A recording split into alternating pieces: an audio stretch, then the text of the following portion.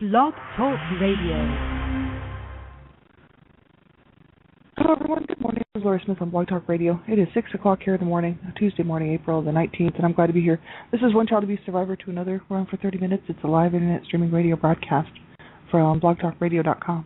And the chat room is open. I did pop the chat room open there, and I'll put the link in there to what I want to talk about here this morning. It's dealing with the in-child, and I found another article that is really quite interesting. I'm always researching and looking around to see what's out there, and especially to do with sort of how I'm feeling at the time, and as the weeks roll on, right, and the months and the years, and it's a steady, search for information regarding how I can help myself, and because I am doing self-help, and so that's what we'll be talking about this morning, and so I thank everybody for tuning in. I appreciate everybody who's listening to the archives and tuning in into the show, and I've got over 24,000 shows listened to now, and I just appreciate everybody who's taking the time to listen to this. This is, my healing journey really here in the morning, and for other survivors, I like to bring out information that I think is helpful, that helps me. So I thought, well, I'll pass it on to someone else, and also for people, who may have been abused and not have anybody to talk to, and just hearing my story and hearing some of the things that I'm going through and that I've been through, kind of might provide a little bit of validation. I know that, I have a whole lot of people in my life who are survivors of child abuse, always have, but even as an adult, I know lots of people who have been abused, and, they, when I'm listening to them talk or listening to their stories, it is a sense of validation for me, because my own family's in denial. My two siblings that are still living, and my mentally ill father who's still living, who's really old now, and he's almost 90 years old, and he's, who knows how long he'll be around, but he's still mentally ill. He was mentally ill back when I was born. He's still mentally ill. He never got any help, and never really, he does quite well for somebody who's mentally ill, actually, but he's too toxic. I just can't be around him, and our relationship is just so strange. It's so strained that it's not a good idea for us to even bother to even be in the same room. So I don't have any validation with my family. So I have a lot of survivor friends who I speak with on a regular basis, and who I know, and who are helping me also in my healing journey.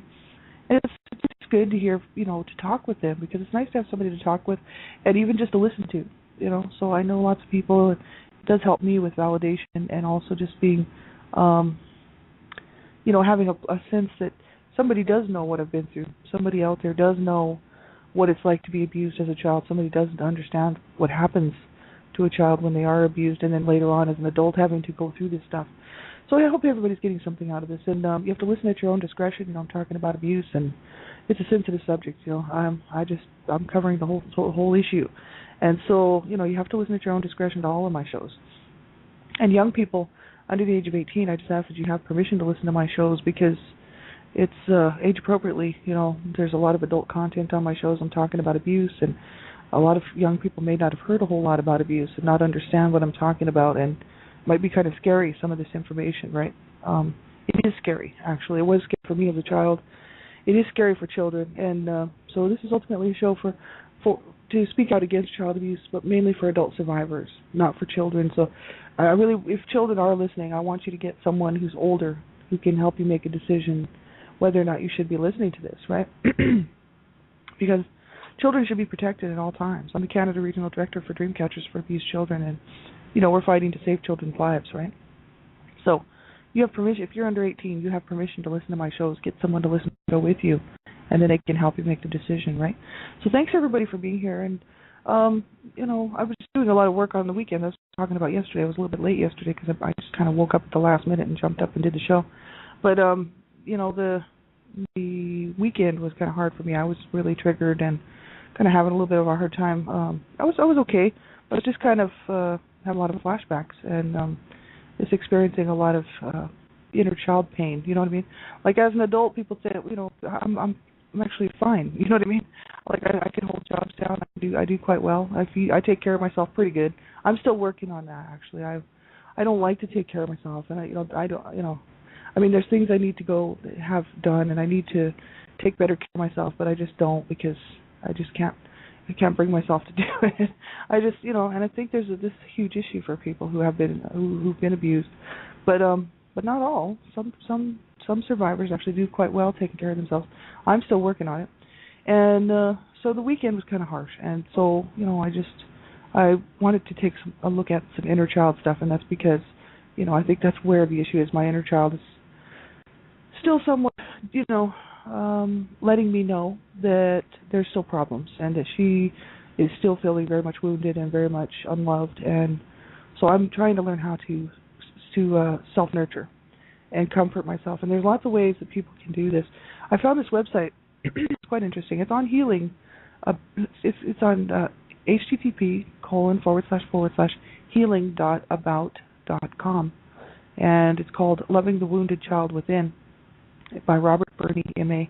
I'm going to put this link into the chat room. I just thought what he was saying was pretty interesting, and I'm always looking for information regarding the inner child. So this particular article was pretty good.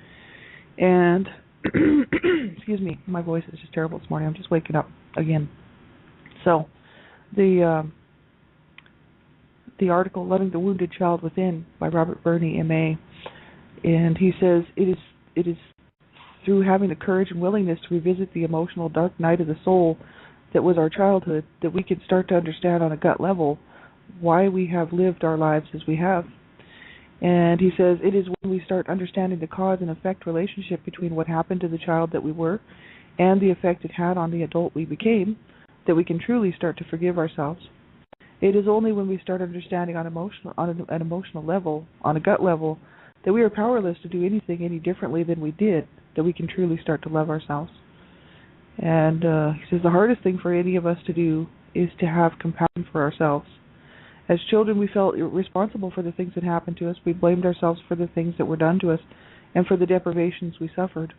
There is nothing more powerful in this transformational process than being able to go back to that child who still exists within us and say, it wasn't your fault. You didn't do anything wrong. You were just a little kid.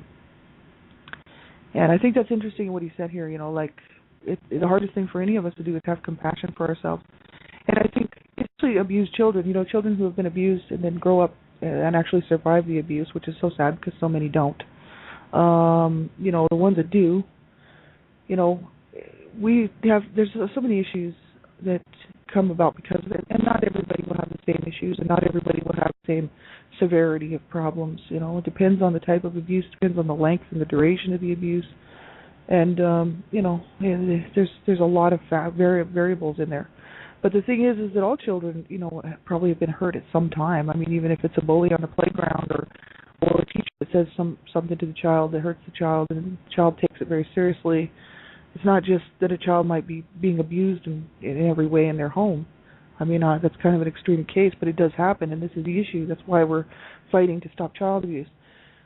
We know the stats and the statistics out there. We know that there's 39 million survivors of child abuse in the United States alone, and that's just one figure. That's just one statistic. I mean, there's more. Some say 60 million.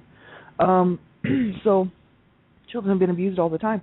And the issue is that, these little children, have all these belief systems because of that.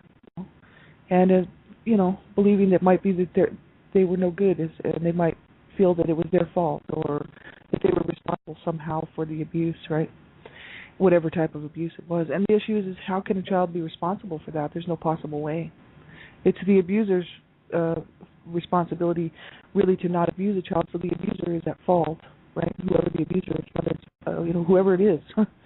So this is really, it's sad. We have to go back and we have to change those feelings, and we have to allow ourselves to feel differently about ourselves. And I think that that's, a huge issue for a lot of people. I know I still struggle with it.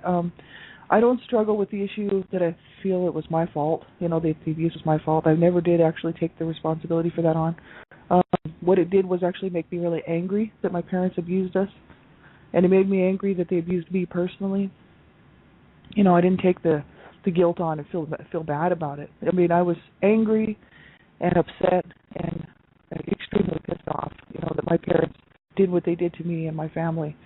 And but what it did do is it caused me, the abuse that they inflicted on me actually caused me to feel worthless. And so, I didn't take the blame or the guilt on, so I don't have any guilt or anything like that.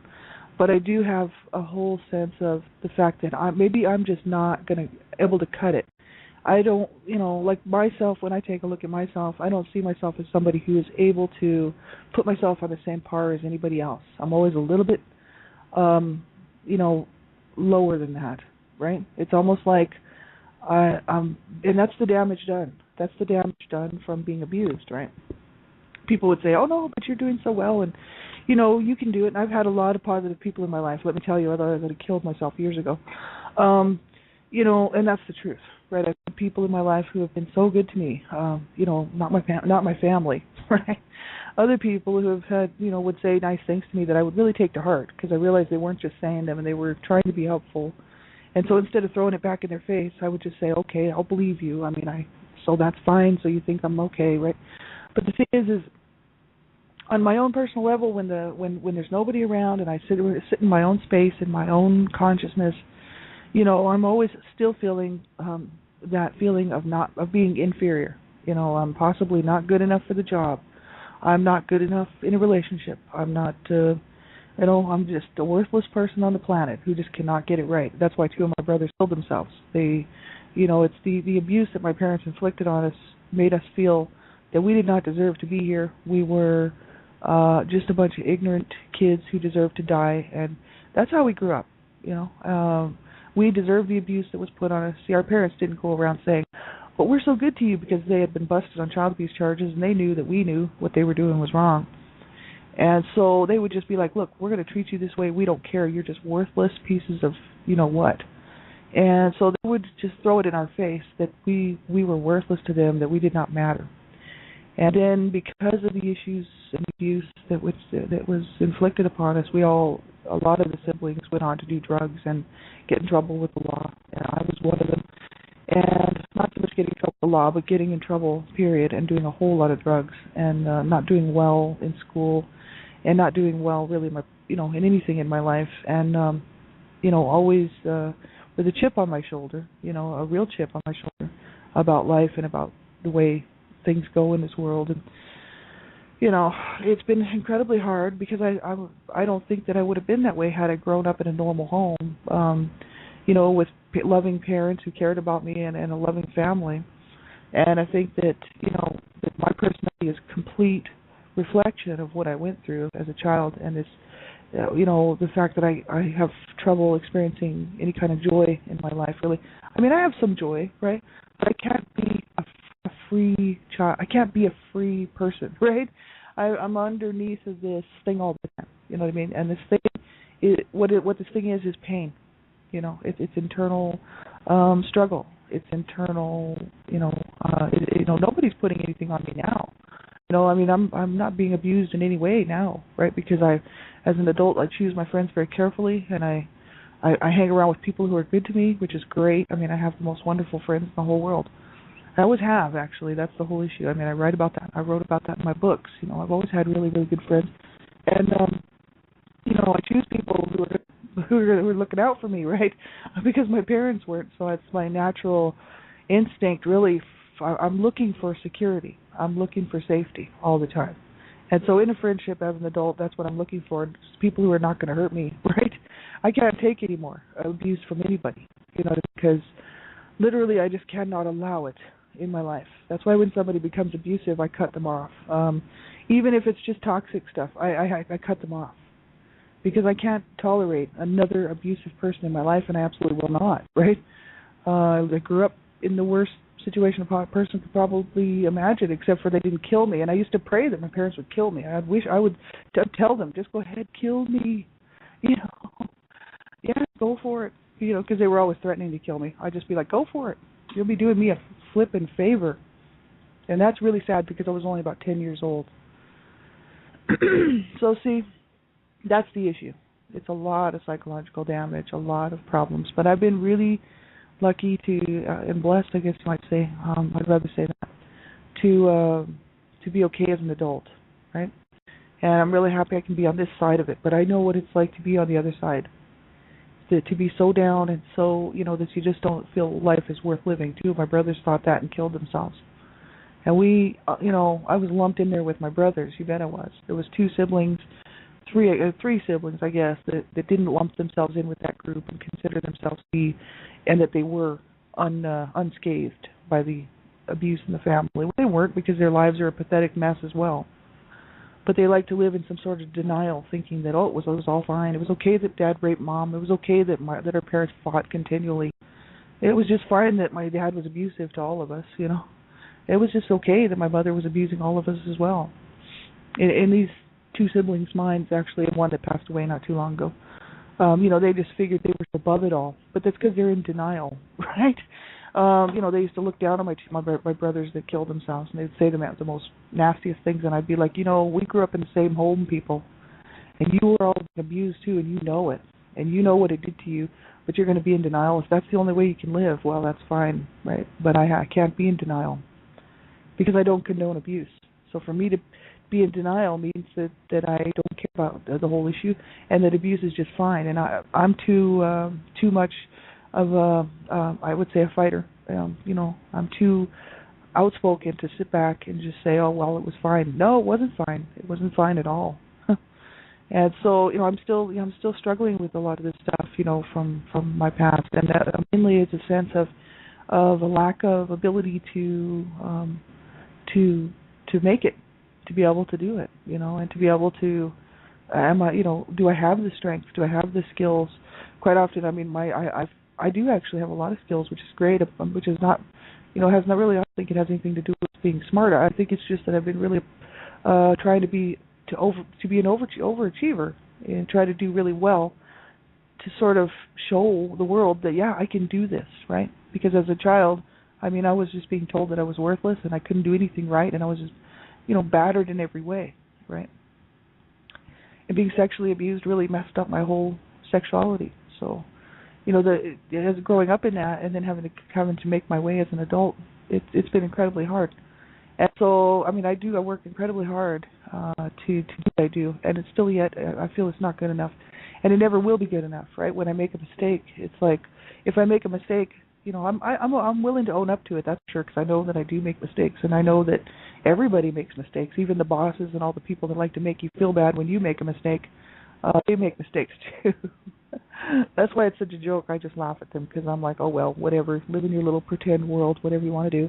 We're all people, we're all human beings, we all make mistakes, and the sooner you realize and recognize your mistakes, the faster you can move on. And I've always been like that, because I've always made a lot of mistakes. And so that doesn't seem to bother me. It's not that issue. It's the fact that when I go for a job interview, even just something as simple as a job interview, my inner being, my very core being, because I was so wounded and so damaged as a child, and because I'm still dealing with these issues as an adult, makes it incredibly hard for me to believe that they will hire me. And it's that rejection. It's the feeling of rejection, because I was not wanted as a child. I was not wanted as a teenager.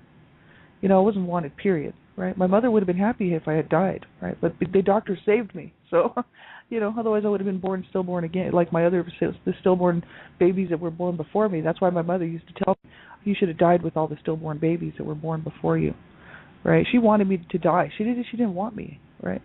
And so, as an adult, I've had to really try to learn to not allow rejection from other people, outside sources, to bother me that much, right? Because it's incredibly harsh, right? I'm always looking for acceptance. I'm always looking for, whatever it is that people will accept me. It doesn't matter whether it's a job interview, a boss, a coworker, whoever it is, right? And I think it's just because I'm always searching for what I didn't get as a child, which is love and acceptance, and you're just fine, come on in. See, I was never welcomed in my home, period. I was not welcomed in my family's life. My mother didn't hug me and say, oh, I just love you, I just love that you're here, I'm so happy, daughter, I just love you. There was none of that, And so I'm continually trying to get some of that back in this life. And so I'm not afraid to go to apply for jobs and stuff like that. I don't have any fear in that area. But my issue is that when I don't get the jobs, it's a huge rejection for me. And so this is just one example. I'm just using this as an example. But it's a good example, right? Because it's like, I'm going for these interviews and I think they're great. And I'm like, wow, I did such a good job on this interview, because I will be extremely prepared. Like, I'm a person who is actually extremely prepared all the time. And that's because I'm working hard to be able to say that, hey, I can do this just like everybody else. And it is a bit of it's a goal thing, and it's just practice for myself, because I was not taught anything as a child except for how to hate myself and how to hate life, right? And so I've had to pick up all these other skills from other people, not from my parents, who really should have been my best teachers, but all they did was teach me how to hate life and hate myself and hate this world, and how to be a hateful, evil person. That's what they taught me, right? So I've had to really work overtime, double time, to get where I'm at today. And still I feel like I'm lacking, I'm faltering. Things are not, even though I know that I'm doing good because of the situation I came from. So I do pat myself on the back for that, just because I think, my God, I actually pictured myself not living past the age of 30 and living and dying on the streets. That's what I thought would happen to myself. So, even though by most people's standards I don't have all that much, because I'm just living in an apartment, I don't have any money, I'm absolutely flat broke, and I'm always flat broke. My physical health is not good. And yet I'm smiling because I'm like, man, this compared to what I thought that I was going to be, that was going to happen to me at the age of before the age of 30, is really something else for me. I think it's awesome because I beat the streets. You know what I mean? Like, I could have ended up on the streets very easily, like my brothers. You know what I mean? And I knew that. I was headed for that. And I decided at the age of 21 to turn that around. And I've been working extremely hard, to make this happen. You know what I mean? So most people would look at my life and they'd be like, well, that's pathetic. That sucks. But I look at it like, what's an accomplishment? Because at least I didn't kill myself. I think that's a pretty big accomplishment because that's step one. Do not kill yourself. You know what I mean? That was a huge issue for me. You know what I mean? And I think a lot of people know where I'm coming from. So for me, just to be able to maintain this life that I have, it takes everything I've got. And most people would think, oh, well, it's not that great, but I think it's great because I know so many people who are suffering and on the streets, and teenagers who are, contemplating suicide out there. They are. Children being abused everywhere, and it's absolutely horrific, right? And I'm thinking, it's not material stuff I want. If I was into material stuff, I would have gone and got it a long time ago. It's all about this journey, and trying to heal, trying to help other people. It's not just about helping myself. If I was just into helping myself, I certainly wouldn't be doing this. I'd be out there making, double income of what I'm making right now. I don't care about money, and I just care about people. You know what I mean? And that's kind of interesting because it came from a family that didn't care about anybody, and I think that's what it did. I was the last born, and so I was sort of grew up on my own, except for the abuse. Nobody was really had much interaction with me, and I was so much as one of those people that just sits and watches. I was just watching the family, and I was watching their behavior, and I was watching, my parents' behavior towards us, watching their behavior towards them, and I had to watch because really it was for your own. It was for your own good if you were paying attention in my home, right? Because it was dangerous, and you had to really be on the lookout, and be aware of what was going on. And so I was watching all the time, but I was also watching their behaviors and how much how destructive they were, and compared to other people that I knew, these other families that I knew that were so decent, I thought, man, there's something really screwed up with my family. And because lots of people would talk to me about my behavior when I was younger. I had people say, you're a nice kid. You shouldn't behave like that. What's the matter with you that you behave like this? You don't have to be this way. And I think some of those people didn't know really that I was being abused. But I think I used to listen to them because I'd be like, well, I guess that's true. I wanted to fit in.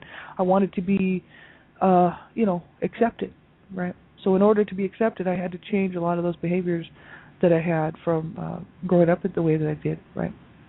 And so that's the whole thing. It's all about acceptance and rejection. A lot of this stuff with my inner child. She doesn't want to be rejected anymore. She wants people to love her. She wants acceptance, right? Not just by me, but by everybody around her, right? So that's why my inner child is always kind of struggling, and I think that the whole that she's still in there from so long ago, just wanting to be wanted. to be needed, and that's why I am a bit of an overachiever when I'm on a team or if at work, or whatever. It's because I want to be wanted. I want people to need me. I want people to want me because my own parents didn't want or need me. Well, they did need me and they did use me later on, right? Not sexually, but a sibling did that. But my parents actually took advantage of me because of the codependent behavior, and they totally, completely took advantage of me. My mom did until just when I finally ran away at the age of 29 years old, and because I was trying to help her. I was always trying to help my mother because I love my mother, right? And I was, even though she treated me the way she did, I was always hoping one day she would make it right. She would tell me that she loved me and that she wanted me, and she would hold me and hug me, and all that little child within me would get that nurturing. I was always hoping for that, but it never did happen. She passed away when I was 30, and we had such a falling out there when I was 29. I mean, I left the country. I couldn't even be in the same country with them, right? I was like, I have to get out of the country. I'm leaving. Bye-bye. Getting as far away from you as I possibly can. Of course, what I did is I dragged all my baggage up with me when I moved to Canada. None of it was left behind. I dragged it all with me and had to deal with it anyway, right? Can't really run from your problems. And I found that out. So, that's the issue. My parents were doing that their whole lives, right? But yeah, it's one of those things. I knew I was never going to get what I needed from my mother, not ever. And so, it's pretty harsh to find that the when reality hits you and you wake up and you see what happened and what they did to your life, and you think, oh my God, I got to change this around. You know what I mean? But it took me another.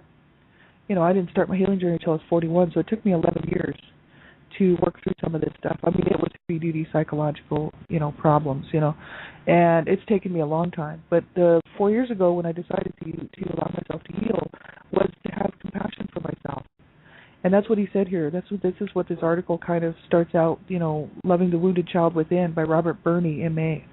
He says, the hardest thing for any of us to do is to have compassion for ourselves. Because as children, there was no compassion, maybe possibly for many of us, no mercy. You know what I mean? I talk about that a lot because, just the whole idea that there was no love, no compassion, no mercy.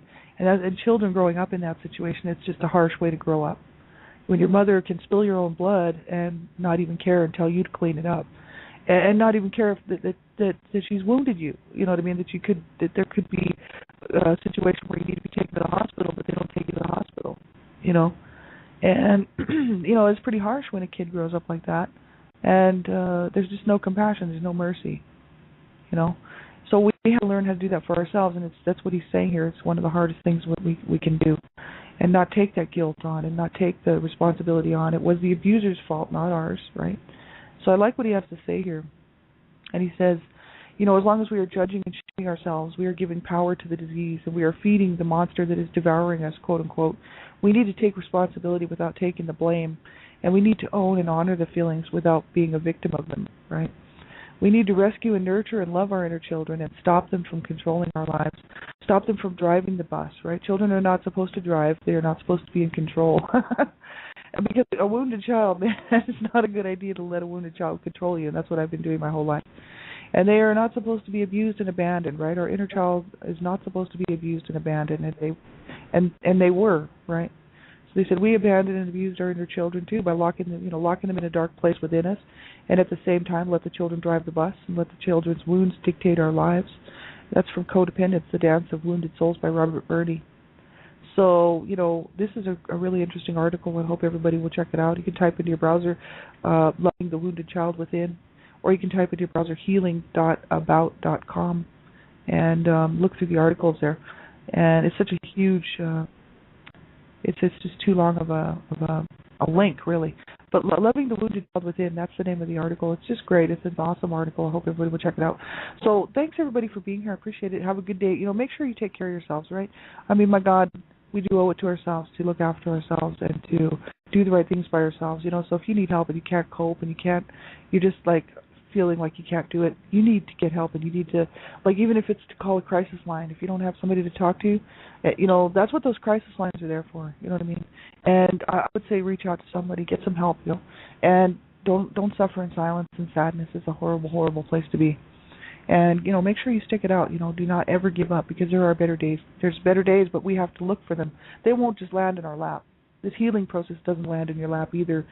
It's a hard, long journey, right? But it's worth it. I'm glad I'm 4 years on this side of it. I'm telling you that because life for me was hell before that. So that's why I'm doing these shows, right? Otherwise I wouldn't bother. So take care of yourselves, everybody. Have a good day. I'll be back on tonight on Dreamcatchers Talk Radio, as well as tomorrow morning with One Child Abuse Survivor to another, same time, same place. So be sure and take it easy. Okay, have a good day. Bye bye.